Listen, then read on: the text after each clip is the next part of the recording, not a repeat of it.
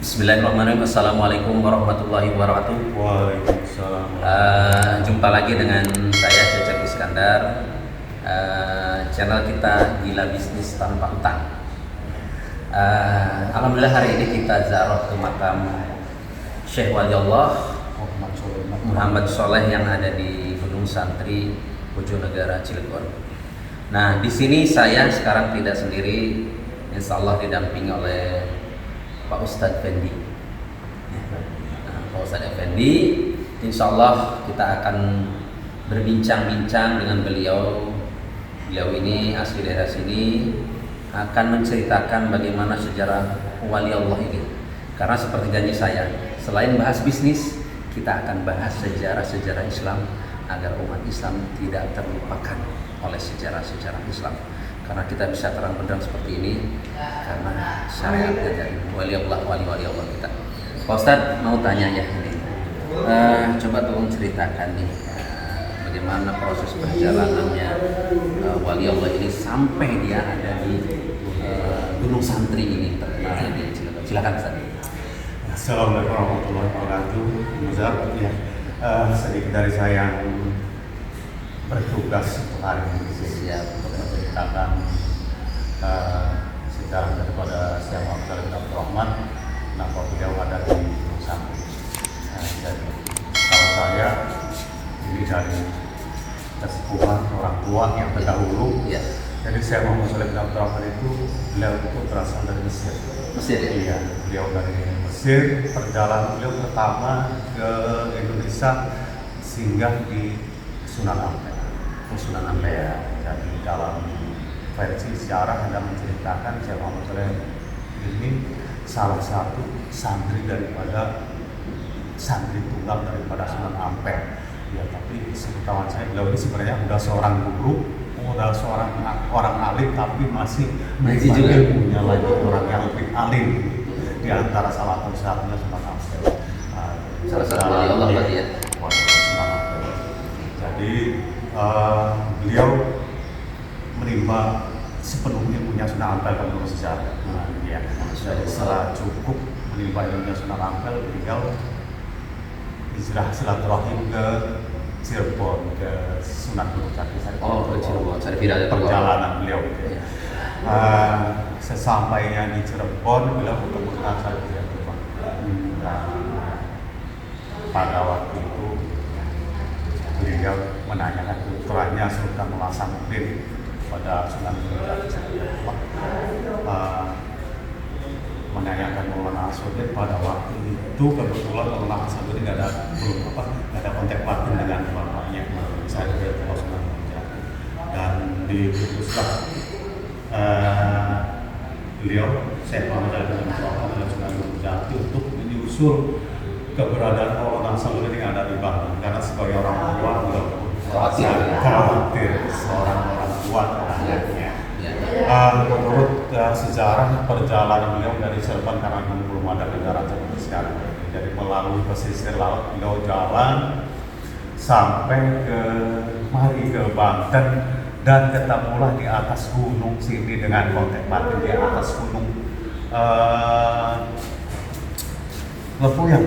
Di atas gunung Lempuyang, dia ketemunya di atas gunung.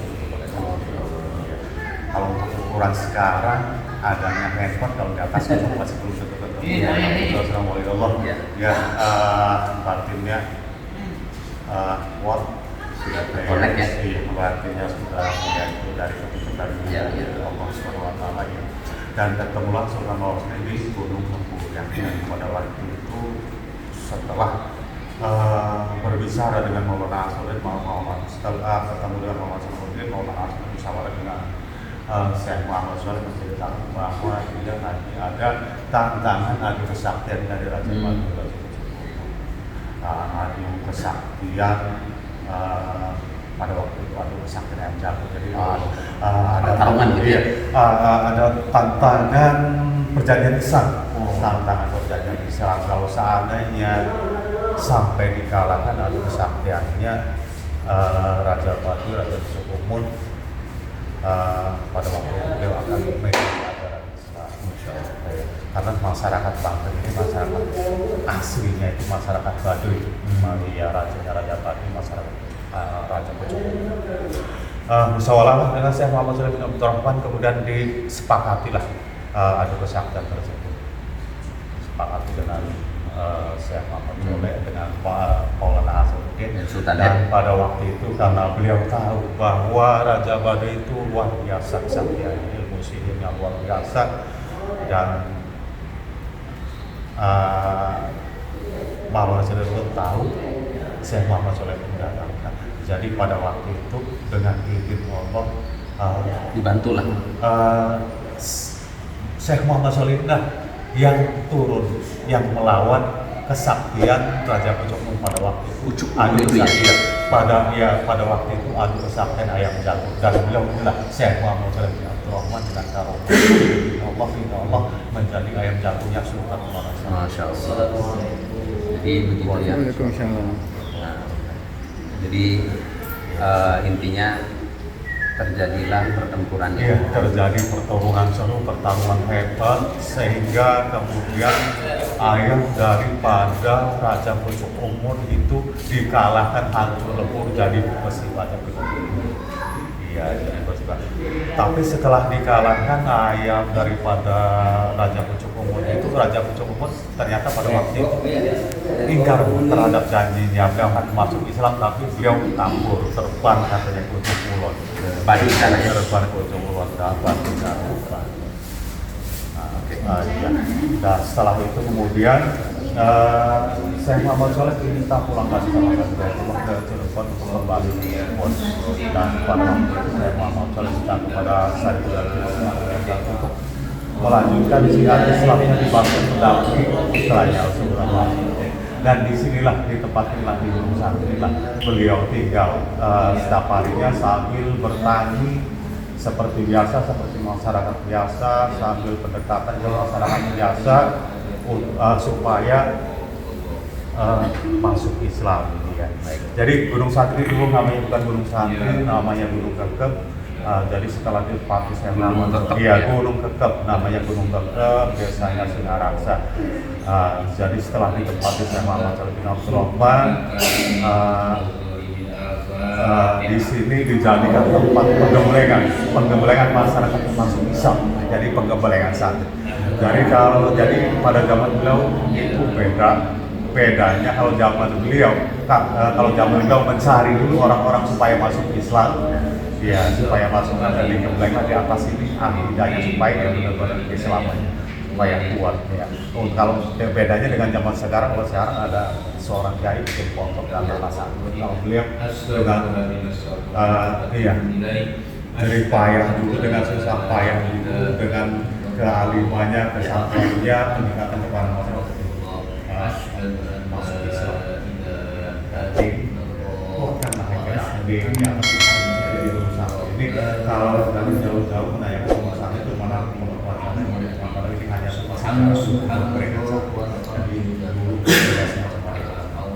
jadi beliau ini sekarang di sini baik sampai usia 76 tahun beliau meninggal di sini.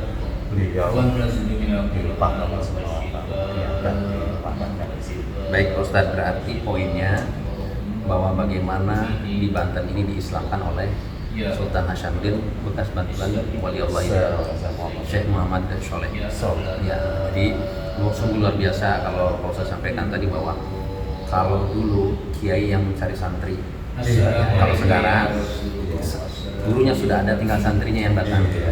Tapi luar biasa emang zaman sekarang ini sudah terabaikan Ustaz. Jadi itu luar biasa Ustaz, pengalaman ini yang mungkin saya sendiri mungkin nggak begitu hafal, tapi alhamdulillah dengan pencerahan seperti ini kita menambah wawasan Ustaz. Insya Allah barangkali wasilahnya di sini banyak umat-umat Islam yang tersadarkan bahwa dia lebih mencintai bagaimana dulu pertempuran yang mengislamkan Banten, taruhan ada nyawa dan sebagainya. Kita mohon maaf sekarang masjid sudah banyak dan sebagainya, tapi masih saja terbasyar sama Allah. Baik Ustaz, terima kasih atas waktunya. Semoga ini menjadi wasilah kita. Kebenaran datang dari Allah, kesalahan mungkin datang dari diri saya. Mohon dimaafkan saudaraku apabila ada kata-kata yang kurang berkenan. Terima kasih Pak Ustadz. Sama-sama. Saya tutup. Assalamualaikum warahmatullahi wabarakatuh. Waalaikumsalam.